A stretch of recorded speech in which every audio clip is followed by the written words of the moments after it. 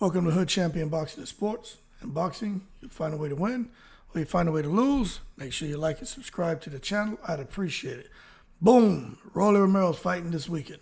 Coming off of his loss to Gervonta Davis and getting knocked out in sparring, but it is what it is. He's going to be making a return against Ismael Barroso.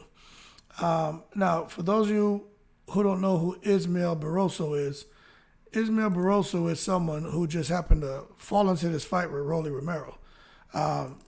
This is who he is. 24 wins, 22 by KO, 3 losses, 2 of those by KO. He and Rolando Romero are going to be getting it on. And I'm telling you what, when I look at this guy, Ismael Barroso, he doesn't look like somebody who's going to quit. He actually looks pretty damn scary, like they say. The eyes don't lie. When I look at him, man look kind of freakish, don't he?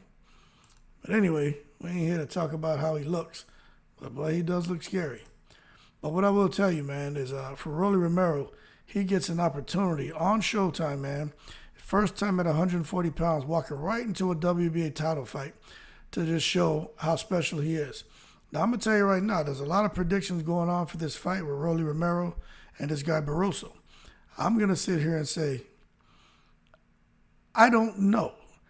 And the reason I don't know is because although Rolando Romero says he's been working on things over the last year, it just makes me wonder what happens if Rolly can't get this guy out of there early, and if this guy who's 24 wins, 22 of those are by KO, if he touches Rolly, what happens to Rolando Romero? Okay, because we saw what happened when Rolly got touched by Tank. He got tranquilized. If Rolly, who still seems to be an aggressive fighter, although he said he wants to show off all the new things he's been working on, head movement, defense, footwork, angles, effective aggression, so we're going to see that come into play. But what I will tell you is for him coming off of his first loss of his career, look, 135 pounds for some of these guys, look, they make that weight for a moment in time, but they really shouldn't be fighting there. But up until the stoppage, Rolando Romero was very competitive with Tank Davis. But getting down to 135 is just somewhere that some of these guys shouldn't be. And that's why for Rolando Romero, although he was disappointed when he lost to Tank, the loss didn't damage his confidence. He knew he was having problems making the weight. I think Tank even knew Rolando. Matter of fact, I know Tank knew Rolando Romero would have problems making the weight. Kind of like with Teofimo Lopez and kind of Tank and some of the other guys who he's fought, Ryan Garcia and the whole thing about Barrios. Let me tell y'all something, people. Weight loss and even weight gain can adversely affect a fighter. Okay? It really can. That's why Rolando Romero bubbled up to 140 pounds. He just can't make it anymore. In addition to that, we know that Rolly is a solid boxer, but although he's known more for his physical strength and power, we're going to have to see with him at junior welterweight if the skill set shows up, if the power shows up. Okay? Now, he was supposed to be fighting Alberto Pollo Loco. Okay? Now, for those of you who don't know what happened with Pollo Loco was removed from the card. Remember, he tested positive for a banned substance. A lot of people are still wondering, hey, what did he test positive for?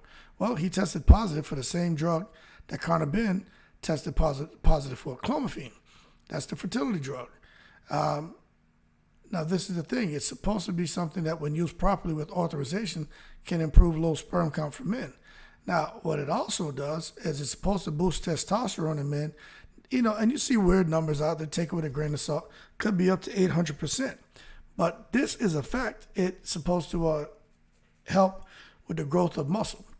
So bottom line is Pollo was removed from the bout, and they expect a fine and a suspension. I think all that is still kind of being worked out. But look, man, it's kind of unfortunate. But what people are saying, and this is where I want to just clear that up, people are saying that Alberto Pollo had a much better skill set than Barroso. And what I'm going to tell you is we can't say that. It's not fair to say that. Because with Pollo, he was on performance enhancement drugs. So you can't really come now and say, hey, he was an outstanding fighter. His work rate was amazing. His stamina was amazing. No, because we right now, you have to doubt that was all natural. You got to doubt that was from hard work and dedication, blood, sweat, and tears. You know what I'm saying? You got to say that some of that clomiphene had a whole lot to do with his performances in the ring. Now, I'm going to go ahead and say this, man. Barroso is 40 years old from Venezuela, right? He once fought for a major title where he lost to Anthony Crolla in 2015. And he lost back-to-back fights in 2018, but has won 4 fights since, including a 4th-round knockout of journeyman Fernando David Sauceda last August. Now, Puello and Barroso were both left-handed. Now, that helps Rolly Romero a great deal because he was preparing for a southpaw. Now, the Romero-Barroso fight is supposed to be, check this out, for the full WBA title. Now, let me tell you something. That right there tells me a couple things. One, Puello's been stripped of the belt, obviously. 2, that someone's looking out for old Rolly Romero. Okay? I think a lot of people realize that Rolly Romero is the kind of boxer with the kind of personality that can liven up a weight division. He's the English-speaking Ricardo Mayorga. He just doesn't smoke, and I don't know if he drinks alcohol. But Rolly is entertaining. Rolly comes to fight.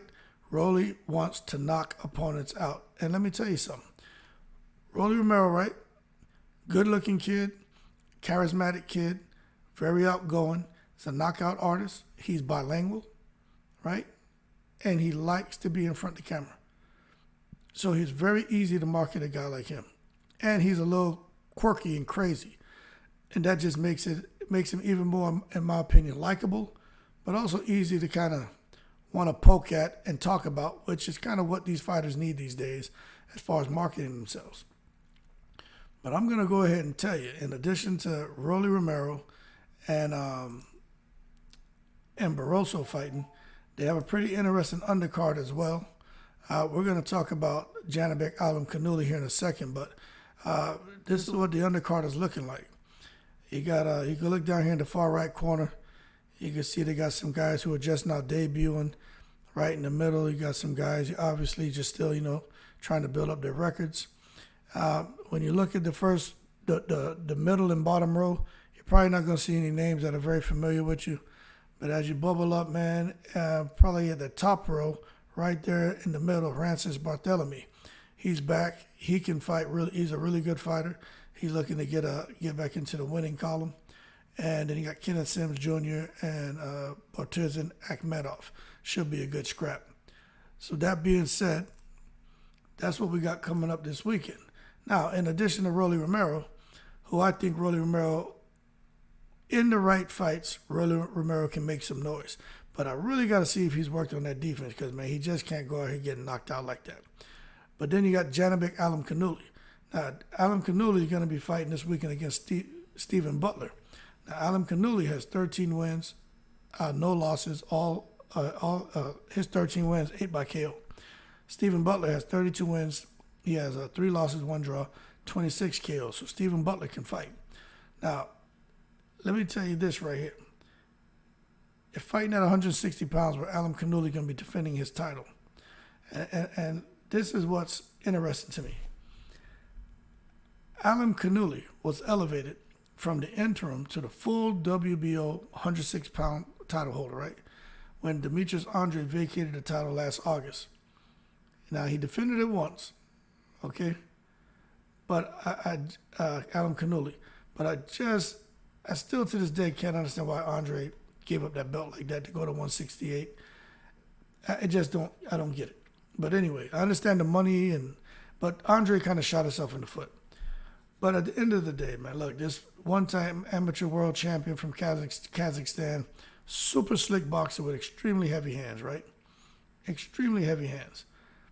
But I'm going to tell you right now, when he ended up going to decision against Bentley, that told me that with the right opponent, all those heavy hands and slick boxing, that may not be enough for him to go on and become a superstar. But we know Alimkhanuly was expected to defend against Liam Smith. But hey, everyone makes different choices. Liam Smith chose to fight Eubank Jr. and a rematch before anything else. You know, these guys are going to pick the money over the legacy.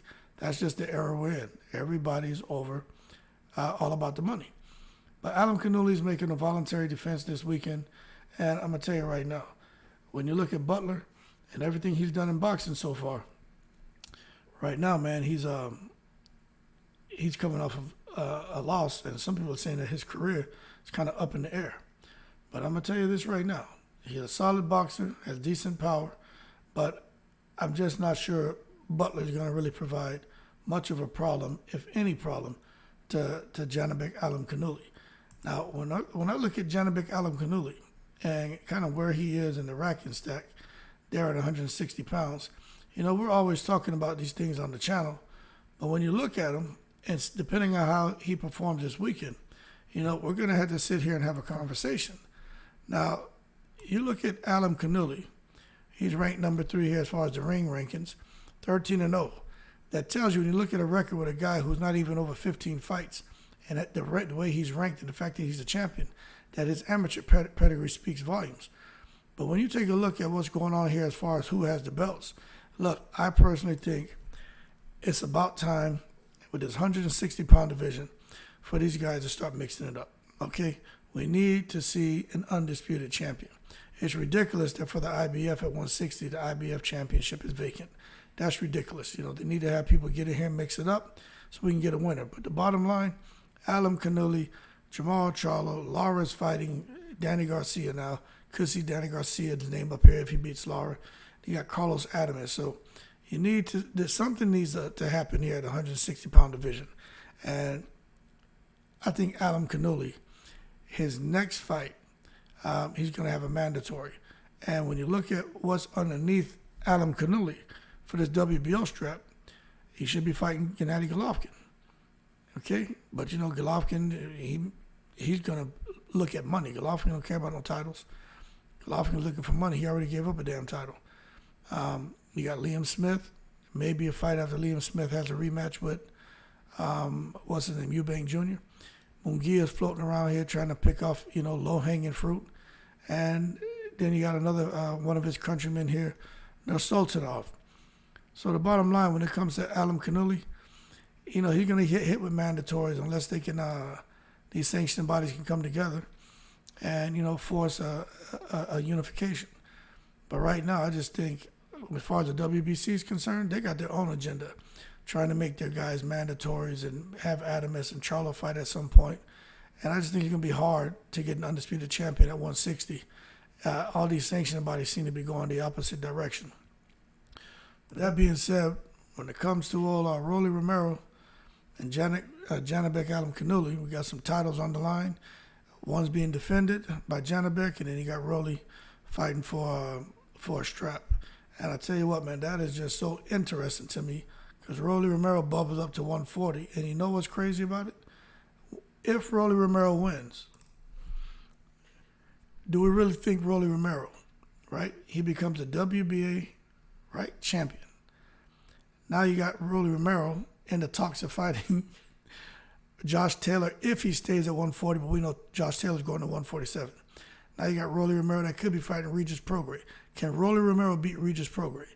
You know, you got Ramirez, you got Matias. Rolly Romero and Matias is a good fight. Katarab, Barbosa Jr., Zepeda, Russell, Ergashev. You know, Puello's out of here. And you got, you know, hey, Teofimo Lopez, if he beats Josh Taylor. But Rolly and Lopez are very good friends, so they're not going to fight. But right here to the far right, that WBA column, that's where Rolly Romero's name will be. And they're looking to make unifications. Regis Prograis in another couple of fights. He's looking to fight Subriel Matias if Matchroom can pick up Matias. Now, if Josh Taylor bounces, if he beats Teofimo and he bounces, the WBO strap becomes available. Now you got Paro and Barbosa, guys here underneath the WBO. You can see Sandor Martin get in the mix and pick up that vacant WBO strap if Josh Taylor really vacates it. So what I'm getting at is I think we have more of a chance of seeing an undisputed champion at 140, a lot quicker than seeing an undisputed champion at 160. But it's just going to be interesting to see Rolly Romero's face after one fight at 140 pounds, picking up a WBO strap. I mean, a WBA strap. But you know what? Stars lined up for a reason. I don't know if it's the secret society at work or what's going on. Nonetheless, hey, I don't believe in breaking champions down. I believe in building them. And I'm going to tell you right now, Rolly Romero is all right with me. You know what I'm saying? I like Rolly Romero. I like what Rolly Romero's doing. He's entertaining. He's out here trying to make his money. And, hey, man, stars lined up for him. And I really am interested to see what Bullet was able to do at Rolly. Rolly's been a really aggressive type of fighter. Hands down a lot. But let's see if they worked on that. And I'm going to give him the benefit of the doubt. But that being said, y'all keep cool. Make sure y'all exercising, eating some good food. Shout out to all the veterans, all 7 continents. And I'm going to tell y'all, like always, man, I appreciate everyone who subscribed to the channel. It means a lot to me. And as always, I'm in the breeze.